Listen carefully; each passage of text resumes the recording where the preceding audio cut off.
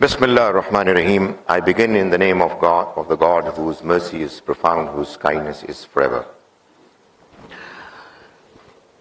What I am trying to clarify in this series of presentations is that the widespread understanding that Islam expects from its believers that the message of Islam should be spread across aggressively, and if there need be people who are resisting, should be fought against.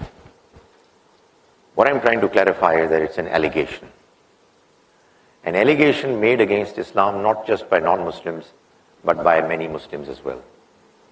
But my point will not be clear unless I am able to present before you the Quranic verses which, let me say, make this reality absolutely clear. So that is what I am now going to make an attempt to do. I hope some of you know, but those of you others who do not know, the Quranic presentation, the way we have with us today, and the way it was presented to the entire world right from the beginning, is a presentation which is not chronological in its order. Its sequence, its order is different. Anything but chronological.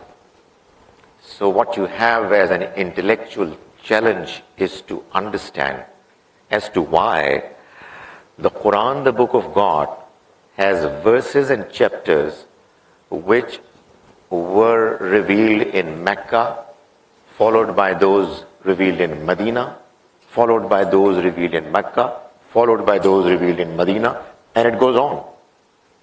So, this is one of the many challenges that you confront while you are reading the Quran as to why God chose to not make His book presented, sequenced, marshaled in a chronological order. This is not the session for me to answer that question in detail. But the only thing I would want to mention right now is that one of the underlying wisdom that has now been clearly unfolded by some scholars in a convincing manner is that as the Quran has mentioned itself, the book of God is actually comprised of 7 surah groups. 7 groups of surahs, chapters. Each chapter has been designed in a manner that it begins with one Meccan surah or many, and it ends with one Medinan surah or many. So the Quran is a presentation of the Almighty's message comprised of 7 surah groups which begin with Meccan surahs, which were revealed in Mecca in the first 13 years of the prophetic mission, and which end with Medinan surahs which were revealed in the last 10 years of the prophetic mission after he migrated. The reason why it has been done so is that each surah group has its own central theme, its own system of thought, which has been sequenced in such a logical, wise manner that the more you go deeper in understanding it, the more you marvel at the brilliance of presentation. And that's what the idea is, that you are attracted by the Quran, absorbed by it so much that you read it over and over again and you tell yourself that I'm getting more out of it, and you never get bored. Right now, what I'm trying to do is that I will present before you the second of these 7 surah groups. I'm doing it because it will help me in my attempt to clarify before you the point that I'm trying to make, that the jihad of the Prophet, may God's mercy be on him, was meant for a particular purpose which was specific to his era and which cannot be generalized, universalized. This second surah group is comprised of 4 chapters. As I said, the first is Meccan, 2 surahs. Surah An'am is the 6th chapter. Surah Araf is the 7th chapter. Surah Anfal is the 8th. And Surah Tawbah is 9th. The first 2 are Meccan, and the second 2 are Madinan. Just another by way of a passing remark, the majority of the Quranic surahs are also in pairs. So, except for 6 surahs, 108 surahs of the Quran are designed as 54 pair surahs. So, in this surah group, the second surah group, the first 2 surahs, Surah An'am and Surah Araf, form one pair, and the next 2 surahs, Anfal and Tawbah, they form the second surah pair. If I was to use one word for describing each of these 4 surahs, I would say that Surah An'am is a surah of invitation. Surah Araf is a surah of warning. Surah Anfal is a surah of preparation. And Surah Tawbah is a surah of punishment.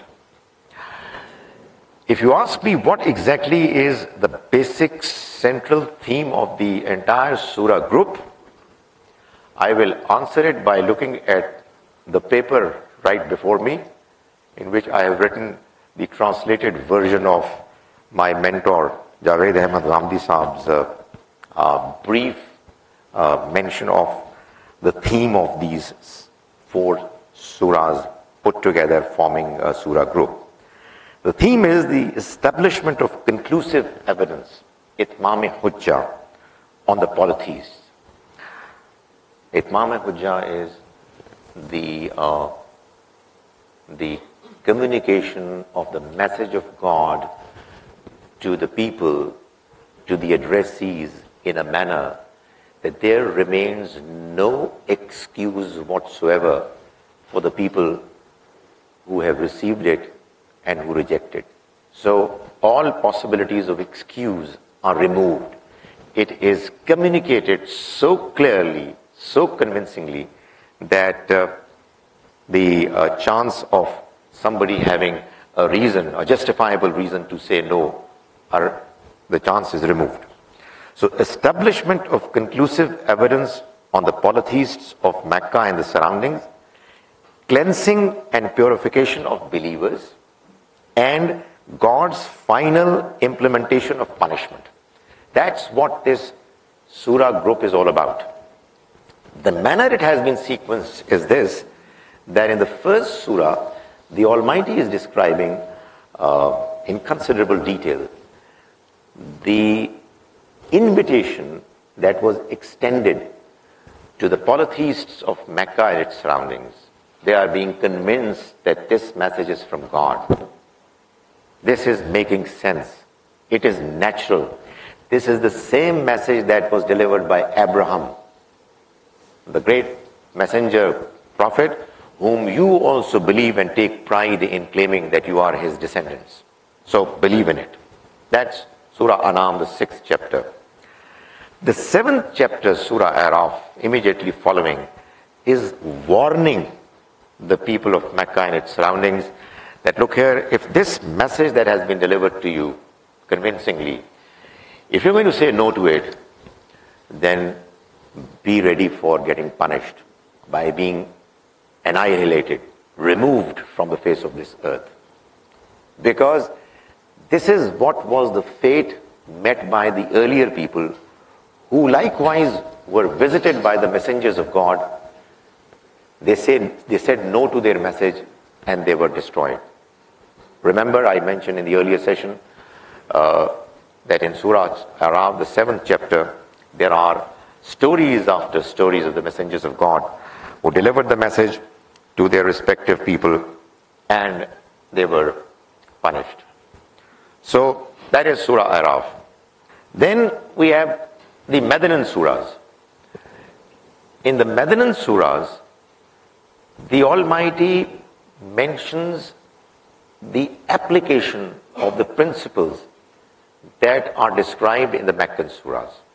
So, if you ask me, how could the difference between the two could be to mention? Well, one way of understanding it is that in the Meccan Surahs you've got the theory, and in Medinan Surahs you've got the practice, application of the theory. So now that the people of Mecca were warned that this message having been delivered to you, and you are saying no to it, be sure that you're going to be punished. In the first Medinan Surah, Surah Anfal, the Almighty is asking believers to get prepared to become the tools of the Almighty's project for punishing the polytheists, non-believers. So this surah is a surah of preparation, preparing believers both morally,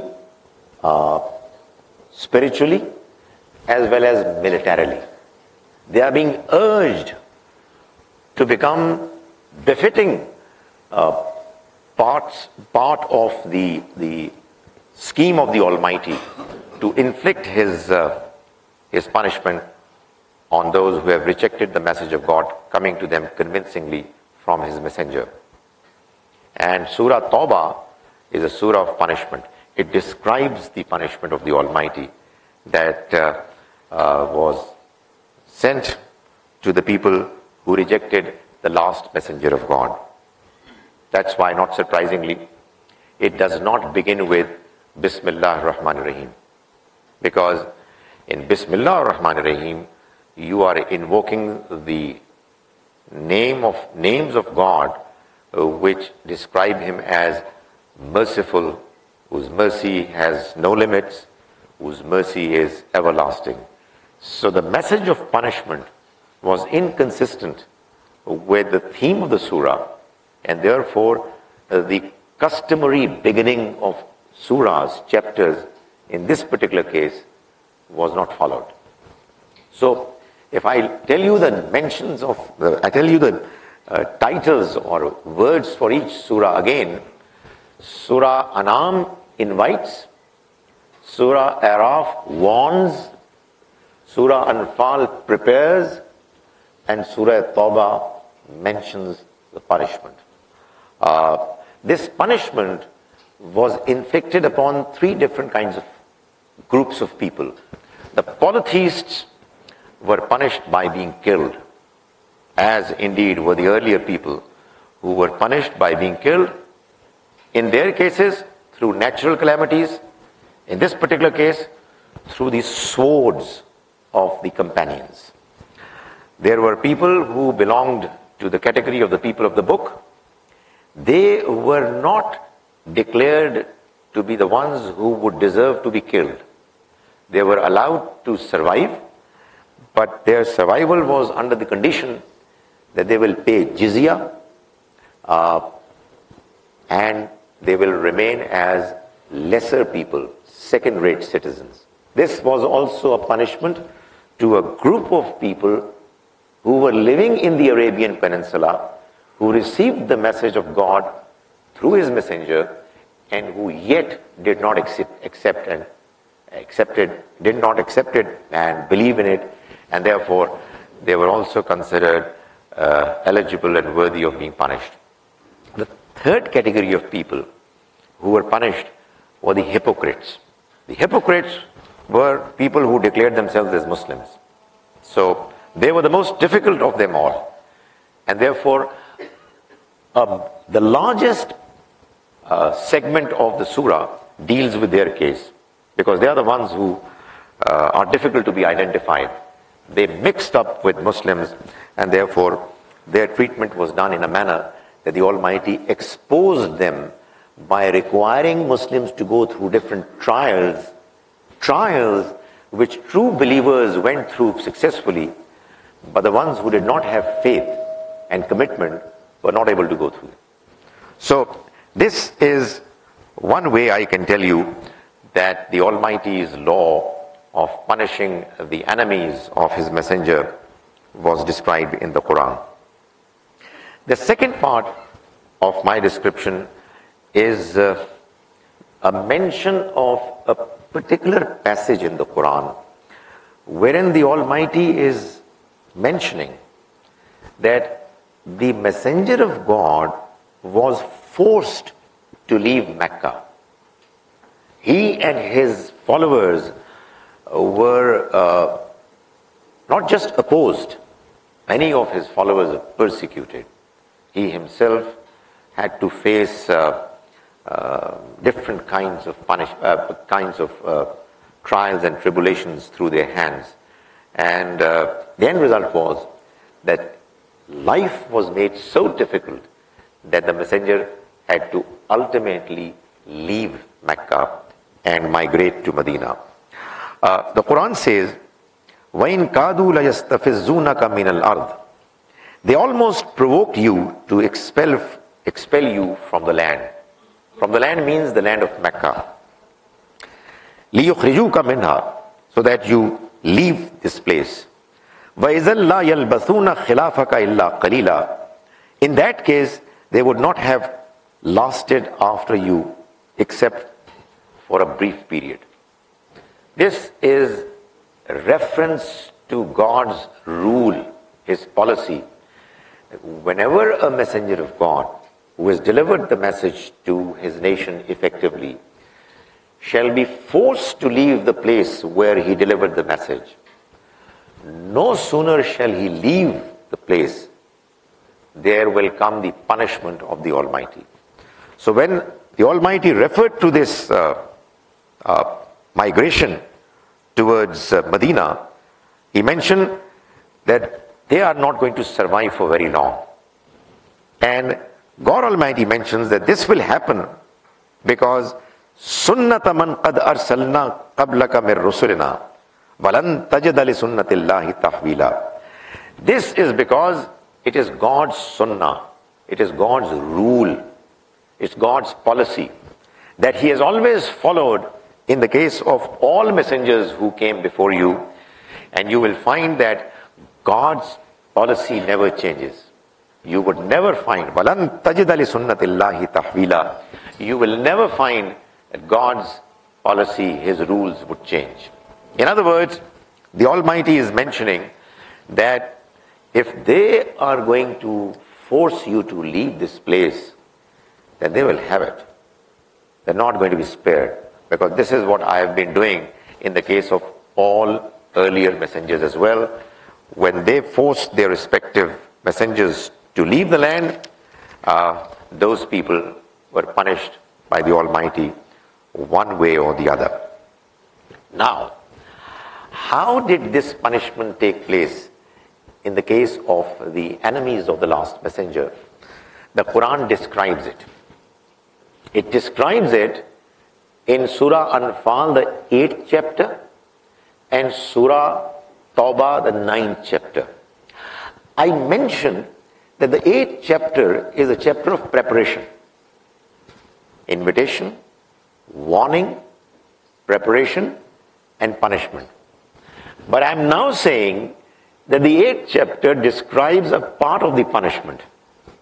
The reason is that some part of the punishment was also a part of preparation for the punishment. You see, in Surah Anfal, what you find is that the Almighty is describing some of the events that took place during the Battle of Badr, the battle between believers of Medina and the polytheists of Mecca. It was a battle wherein a much smaller number of Muslims, believers, far less equipped, were able to overpower a much larger number of polytheists of Mecca. There were 1,000 and there were 313. And yet, by the help of the Almighty, they were able to defeat them and inflict heavy losses upon them. The Quran mentions while describing it that, when this battle was taking place, in chapter 8, verse 17, the Almighty says, فَلَمْ تَقْتُلُوهُمْ. You did not kill them. You did not kill them. وَلَكِنَّ اللَّهَ قَتَلَهُمْ. Instead, it was God who killed them. And there is an incident reported that the Prophet, may God's mercy be on him, picked a few pebbles and threw at the enemies. And it converted into a storm. So the Almighty mentioned this in this verse, وَمَا رَمَيْتَ إِذْ رَمَيْتَ. O Prophet, you did not throw those pebbles when you threw them. وَلَكِنَّ اللَّهَ رَمَى. It was God who threw them. This is the description of the Almighty's punishment. You see, he is clarifying that you didn't kill them. You just did what God asked you to do. But I mentioned that it was still not a punishment, but preparation. Well, punishment most certainly it was. But it was a kind of punishment which was preparation as well. You know what? The society of Mecca, like most of the earlier societies of the earlier days, well, probably the modern days are no different. It was dominated by some leaders who were so powerful that their influence would not allow the ordinary people to dare to believe in a message which they were refusing to believe in, and they were challenging that whoever is going to believe in it will have it. We will punish and persecute all such persons. So, what the Almighty did was that He removed all those leaders in the Battle of Badr. 70 of them. Battle of Badr is probably the only battle in the history of mankind wherein all generals were killed and no ordinary soldier was killed. Why?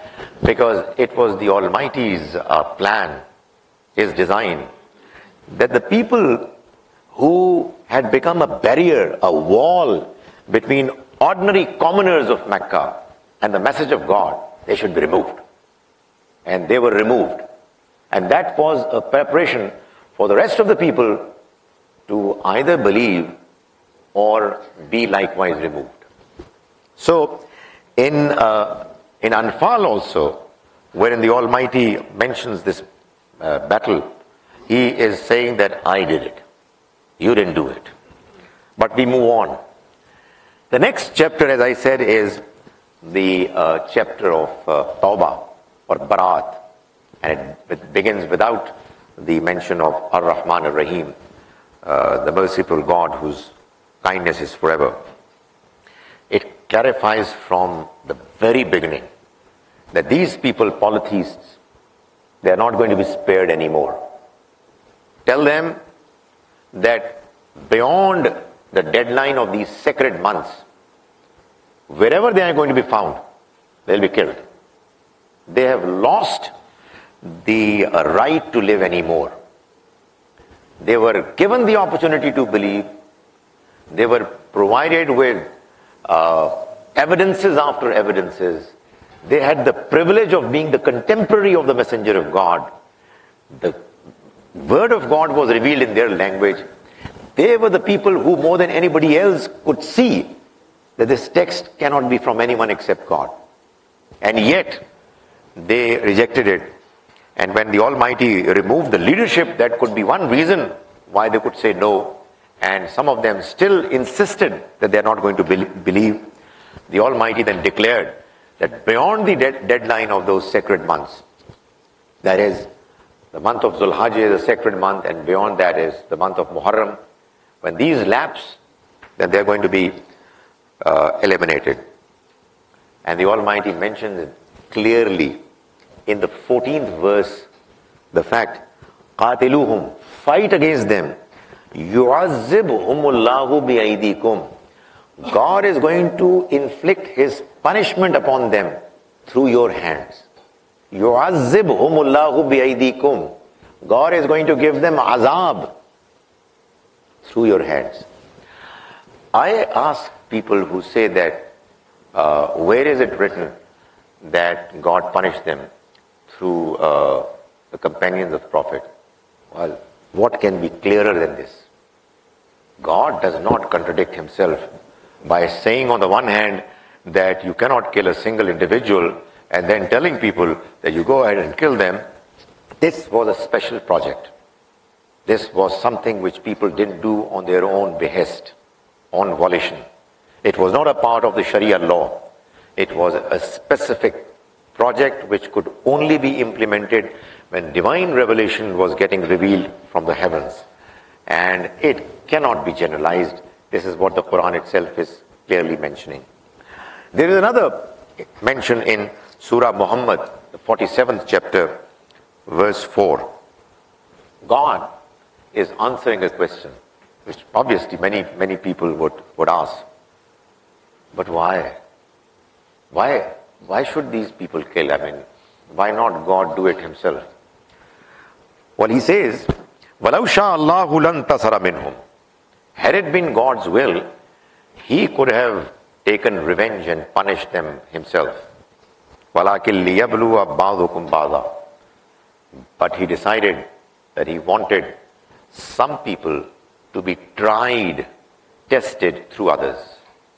God wanted some people to be punished and some others to be tested, that they punish their own fellow nationals, their own tribesmen. This is the test, ultimate test of faith that He required believers to go through. Now, this is what the Quran is telling us. That yes, there are verses in the Quran which require believers to fight against non-believers and to kill them. But these verses are the ones which were meant for the time when the Almighty was to inflict His punishment on the enemies, and He chose the companions of His messenger to do the job. And the Quran is very clear that this was an assignment given to them which cannot be generalized. But imagine if, on the contrary, people do not understand it and go on to do what they think the Quran is telling them to do as well. The end result is going to be that people would always be ready to fight others. Those others who are to be invited and to be presented with God's message.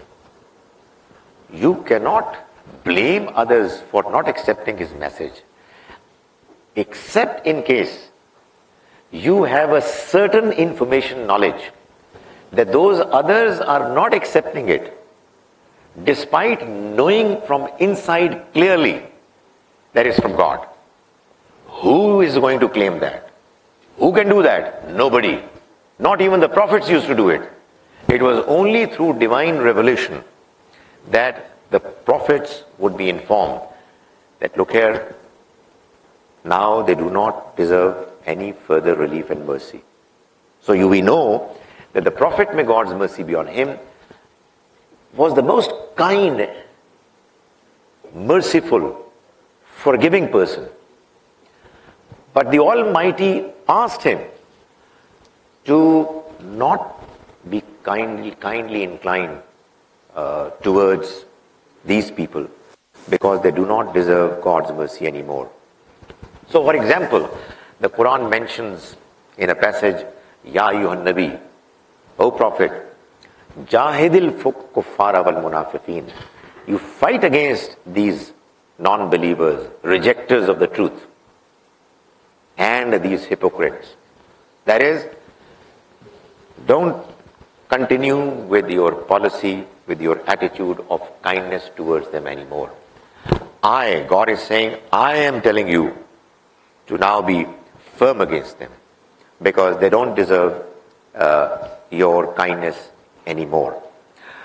There is a passage in the 9th chapter wherein the Almighty wanted to expose the hypocrites by declaring that all able-bodied men who have the resources to travel should leave everything aside and travel to a place, Tabuk, which was hundreds of kilometers away from Medina, in scorching heat of the summers, when dates were about to be harvested.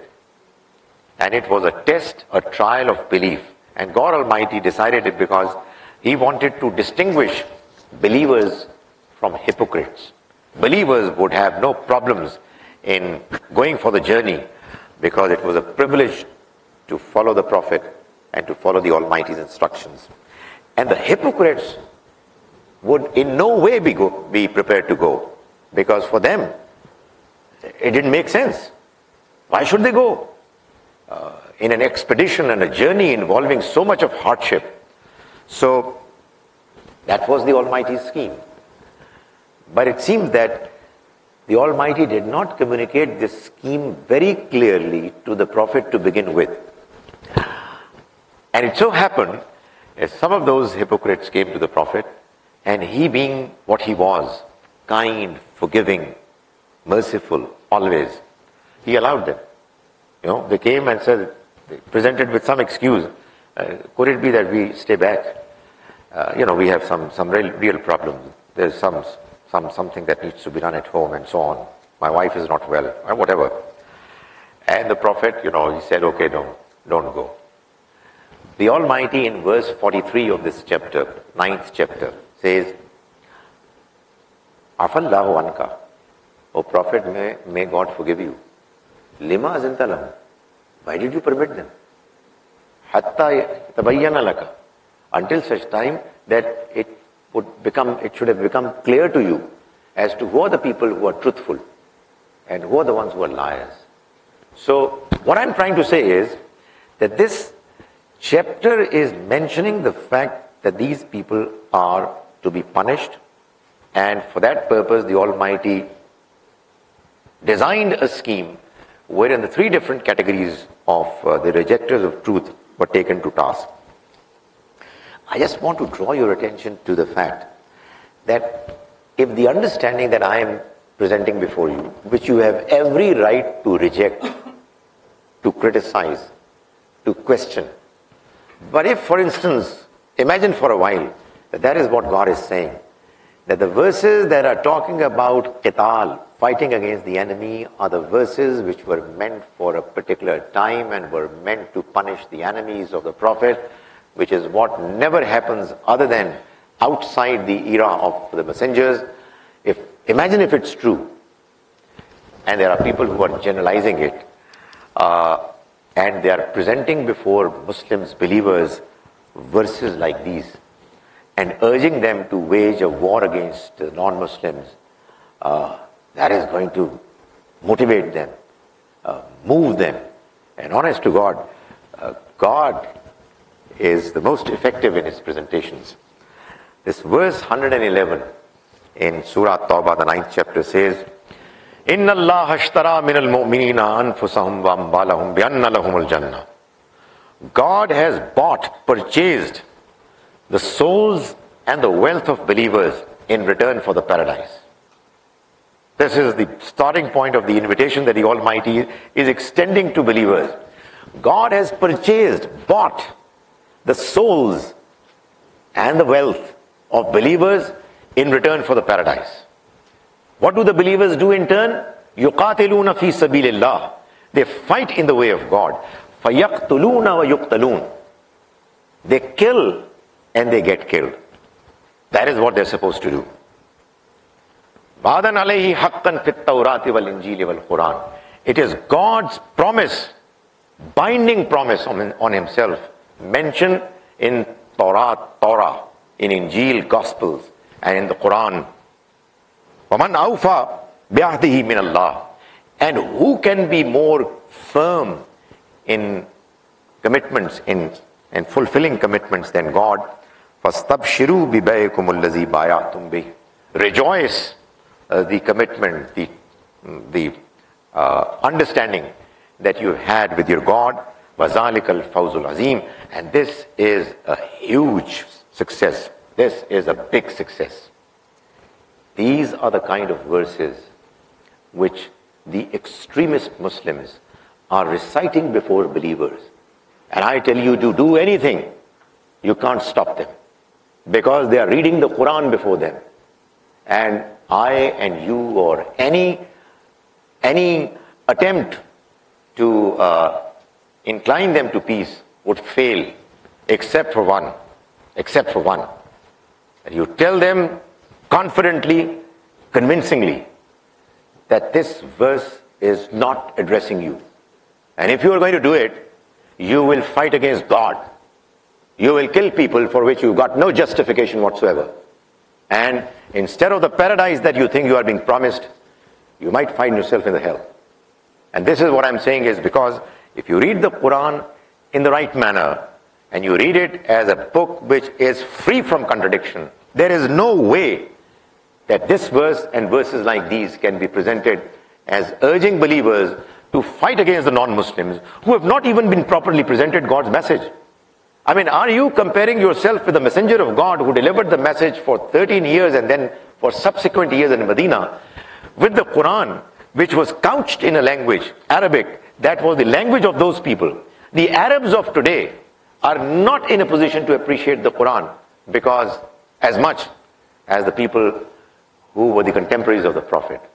Because the Quran, its language was designed, was couched in the classical Arabic. They were the ones who God declares at some point in the prophetic era that they are the ones who do not deserve to live anymore. They have to be punished. What is happening, and I tell you, honestly, I believe that this is the biggest tragedy of our times. The biggest tragedy.